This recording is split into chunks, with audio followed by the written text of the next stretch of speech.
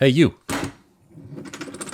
Why don't you check out these big old metal dice from the Lord of the Dice 2 Light vs. Darkness Kickstarter. It's round 2 for these chunky metal boys because a full set of 7 RPG dice fit in one very large and very heavy metal D6 form. Sam Zhao over at Kakapopo TCG sent me a gift bag of all this good stuff, and he's one of the nicest people I've ever met. He sent me a couple of different prototypes to take a look at for this video, and all of them are awesome. It is an improvement in almost every way from the original Kickstarter that they did, and you might be noticing, hey, what's that extra color on that one there? How did that get there? Well, let me show you, because that is my absolute favorite part of this whole Kickstarter. You can unscrew the caps and make all of them custom, and it's so easy. When he mentioned that this was going to be a feature, I was like, well, that's going to take forever, and that's going to be really difficult to do. It's so fast and so easy, but I'm getting ahead of myself. If you haven't seen these before, they're called the Lord of the Dice. They have all 7 different RPG dice represented here based on the 6 different sides, from D20s all the way down to D4s.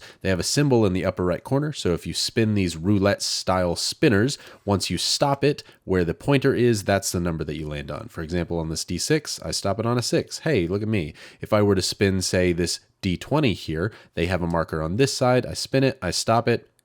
Okay, that one's a little close to a 1. Let's spin it again. Hey, a 14. They sent me a sample of all the 3 different colors they're going to offer for this Kickstarter, as well as a couple other goodies. And I always like to let people know whenever I'm reviewing a product if I'm going to be getting any financial compensation out of this. I will have a link in the description that I get a percentage out of if people end up liking these and want to buy from their Kickstarter. So I just wanted to let you know in case you think that biases me. But I'm going to try and be as unbiased as possible as we take a look at some of the things they offer within this Kickstarter. First, let's take a look at some of the side offerings, like the dice boxes that they have. They're a pretty stock standard metal dice box, although I do like theirs over some of the others because of the design choices they make. First of all, the lid goes on no matter which orientation you choose, and so that's always nice. They're heavy, they're metal. If you like the metal feel, these are definitely some of the heavier dice boxes you can get for the size. However, they are somewhat small. They fit the normal 7 size set of dice. It has this little insert to where you can keep them separated if you want, and there's also felt lined on the bottom, so it's nice and soft for your dice. You can always take that out if you want to fit a few more dice in there than normal. That's up to you. But the whole thing is very well made,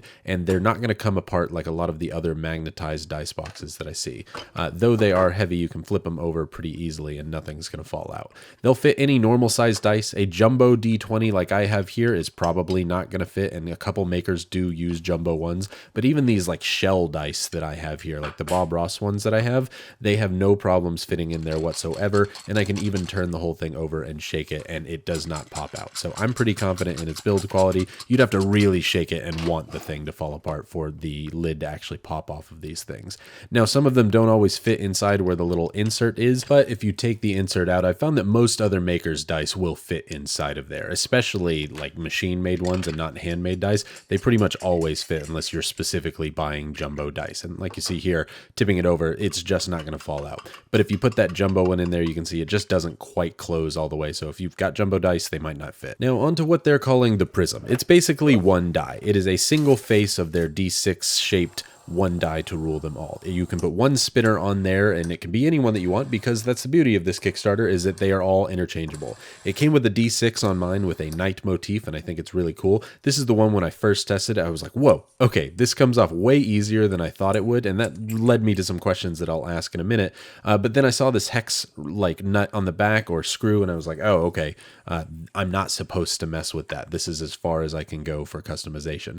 But I'll try it and see what happens for the video's sake. No, you were supposed to be able to take it out. You can take that screw out and you can have all of the inserts be completely different. If you like this kind of more brassy bronze color on the outside, you can totally put a different coin on the inside. You could have a silver one or you can have a gold one, whatever you'd like. It will fit in there, no problem. Now, I'm saying coin, but I'll get to that in just a minute. I'm more talking about the face of these spinners. You can see I can take them off of the large one die to rule them all easily. They have that same screw on the back, so I could put this kind of brass outside if I wanted it on there, and then I could go back to having that shiny gold insert if I wanted it. The whole thing takes less than a minute, including unscrewing and screwing in the new ones that I want. So now this knight is on here, and I even changed the plate on the back of it. It's super duper easy. I was thinking this was going to be a huge pain to change these out every time, but no, I could do it in between turns in D&D if I wanted to. They have 12 different designs. They have these kind of light motifs ranging from an angel all the way to different druids and dwarves.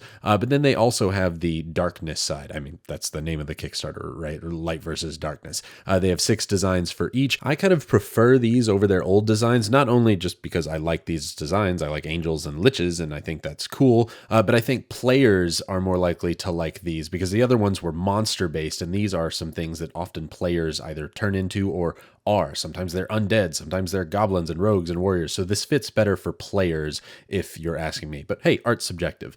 These were the coins that they sent me as well. I think the coins are awesome. They do not work as faces on the other side. They're just coins. They're cool things for cosplay and whatnot. But hey, I'm going to roast a friend here for a moment because yes, I can flick these with my thumb. My friend thinks this is how you're supposed to flick coins. She throws her hand out and then flicks it. That's not right. Can everybody please roast her in the comments? That's not how you flick coins, Kaya. The actual Lord of the Dice die is just fun to play with. It's heavy, it feels like quality, and it's a cool fidget toy. I've kept the original one from the Kickstarter on my desk since I reviewed it from the very beginning. It's just a lot of fun. I've got the original 3 here on the left, and I wanted to be able to show the difference between the two. You can see there's less color on the inside of the new one on the right here, but that's because it doesn't have the ridges around the outside, and you never used to be able to take these faces off. They were held in by glue, and you can see I have damaged mine dropping it off the table many a times, but the newer one actually is looking pretty good. Even the build compared to the old ones